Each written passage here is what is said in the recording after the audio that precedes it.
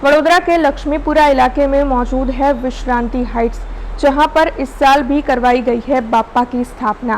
गांव की सजावट वहां पर की गई है और उसी के साथ गांव के बीच बाप्पा को विराजमान करवाया गया है। दरअसल वहां के लोगों की ओर से बाप्पा को 56 भोग समेत रोजाना ही प्रसादी अर्पित की जाती है। सत्यनारायण देव की कथा का आयोजन भी करवाया जा रहा है। तब BRG न्यूज़ के माध्यम से हसमुख भाई पटेल की ओर से विश्रांति हाइट के गणपति बाप्पा के बारे में ज़्यादा जानकारी देते हुए ज़्यादा से ज़्यादा लोग आकर बाप्पा के आशीर्वाद ले ऐसी अपील की गई है। અમે આ વિશ્રાંતિ હેરિટેજ ગોત્રી વિસ્તારમાં આવેલી છે, લોટસ પ્લાઝાની બાજુમાં, અને છેલ્લા 15 વર્ષથી અમે આ ગણપતિ સ્થાપના કરીએ છીએ અને સોસાયટીના સર્વે બધા જ એકઠા થઈને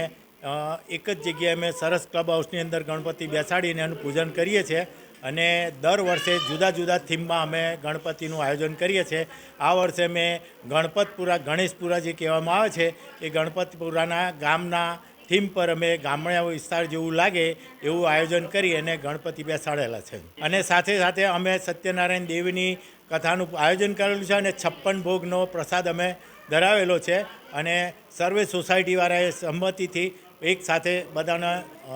ભોજન સમારંભ બી સાંજે રાત્રે એક સાથે બધાનો રાખીએ છીએ। વડોદરાવાસીઓને હું એમ કહું છું કે ભાઈ જે આ ગણપતિની મૂર્તિઓ જે 15 ફૂટ ને 20 ફૂટની એવી બધી બેસાડે છે અને POPની ને એની બધી લગાવે છે, એની જગ્યાએ જો માટીની ગણપતિની મૂર્તિ બેસાડે અને મેક્સિમમ ઓછામાં ઓછી 4 થી 5 ફૂટથી વધારે ગણપતિની મૂર્તિ બનાવે ના અને POPનો જેટલો બને એટલો ઉપયોગ ઓછો કરે તો જે જીવજંતુઓ અને જે નદીમાં કે એમાં તેમાં જ્યારે પધરાવામાં જાય છે ત્યારે ક્રેનથી ને ગમે તેમ હાથ તૂટી જાય છે, માથું તૂટી જાય છે, એ ખરેખર જે પ્રેમથી આપણે ગણપતિની પૂજા કરેલી હોય છે અને જે તે વખતે ક્રેનથી ને ધક્કા મારીને આપણે જે કરીએ છીએ એવી જરૂર ના પડે અને આપણે એક તપેલામાં કે આપણે એક ડ્રમની અંદર ગણપતિનું વિસર્જન થઈ શકે એ રીતની નાની મૂર્તિઓ આપણે જો લાવી અને આપણે પૂજન અર્ચન કરી અને શ્રદ્ધાથી જો માટીની મૂર્તિઓનું કરીશું તો વડોદરા શહેરમાં જે આ પૂરની પરિસ્થિતિ થઈ એવી સર્જાય નહીં એવી મારી નમ્ર વિનંતી છે કે ભાઈ ગણપતિની મૂર્તિ બને ત્યાં સુધી માટીનો उपयोग करवो। हमसे जुड़े रहने के लिए हमारे YouTube चैनल को सब्सक्राइब करें और नई वीडियो की नोटिफिकेशन के लिए बेल आइकॉन को दबाएं।